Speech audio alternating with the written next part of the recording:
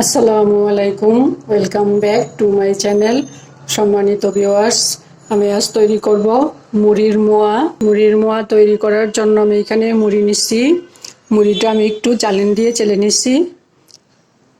একটু বালি থাকতে পারে, সেজন্যে বালি নাই, তারপর আমি একটু চেলে নিলাম।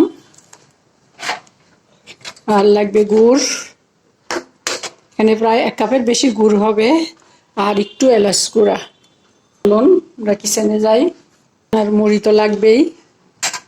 আমি আগে প্যান বসিয়ে রাখছিলাম, চুলে জ্বালিয়ে দিলাম, দিব গুড়, দিব একটা পরিমাণ পানি।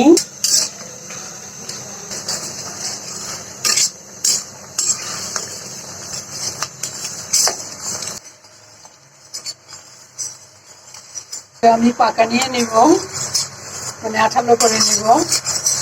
ঠান্ডা পানির মধ্যে আমি এখান থেকে 1 ফোঁটা গুড় দিব।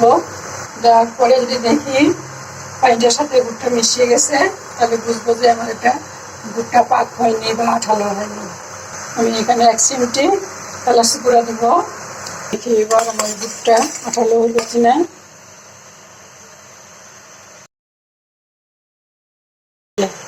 দেখুন পানির মধ্যে আমার গুড়টা মিশে গেল, তার মানে আমার গুড়টা এখনো আঠালো হয় নাই বা পাক হয় নাই।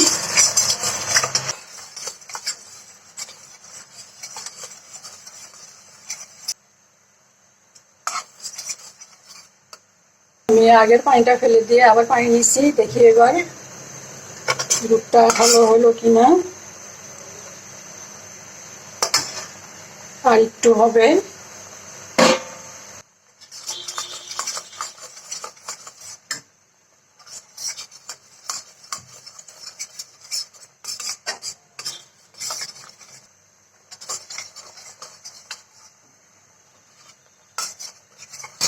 দেখি আবার দিয়ে, দেখুন এখন মিশছে না, আগেরটা মিশে গেছে। যে এখন এটা দিলাম, এটা মিশে নাই, আগেরটা মিশে গেছে, তার মানে আমার গুড়টা পাক হয়ে গেছে। চুলাটা অফ করে দিব, আর এই মুড়িটা দিয়ে দিব।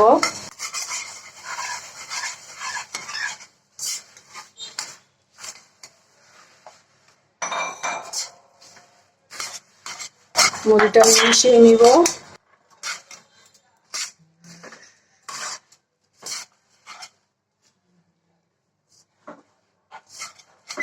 চুলাটা আমি বন্ধ করে দিচ্ছি, তা না হলে আমার গুড়টা পুড়ে যাবে।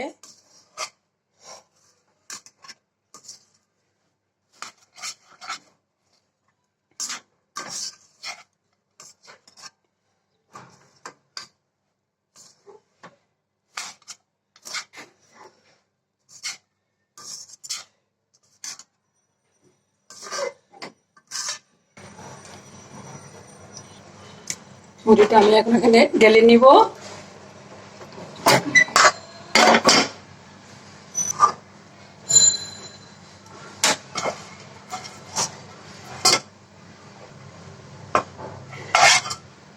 দেখুন এই যে আমি সবটা মুড়ি এখানে নামিয়ে নিলাম।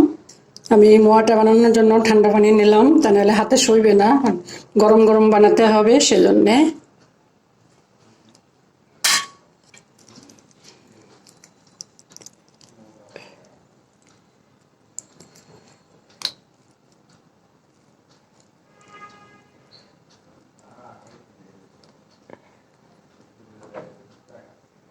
এরকম করে আমি বানাবো সবগুলা।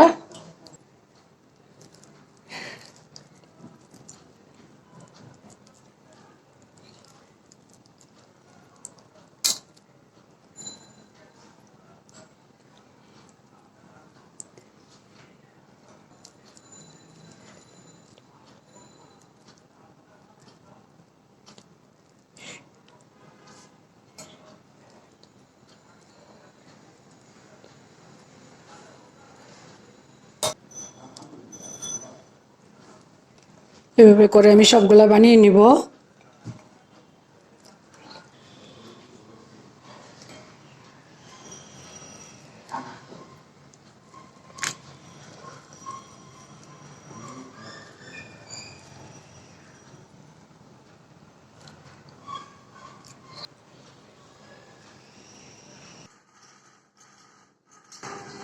দেখুন ভিউয়ার্স, এই যে আমি তৈরি করে ফেললাম মুড়ির মোয়া। আমার মাসাল্লাহ করে অনেকগুলো মোয়া হয়েছে। একটু গরম গরম বানানো লাগে। আমি একটু ঠান্ডা পানি নিয়ে নিছিলাম। ঠান্ডা পানির মধ্যে হাত চুবিয়ে বানাইলে অন্য যায়, কারণ হাত একদম লাল হয়ে যায়। আমার আজকের ভিডিওটি ভালো লাগলে প্লিজ একটা লাইক দিবেন, কমেন্ট করবেন, আপনাদের ফ্রেন্ডস অ্যান্ড ফ্যামিলির সাথে শেয়ার করবেন। আর যদি চান তাহলে আমার চ্যানেলটাকে সাবস্ক্রাইব করে রাখতে পারেন।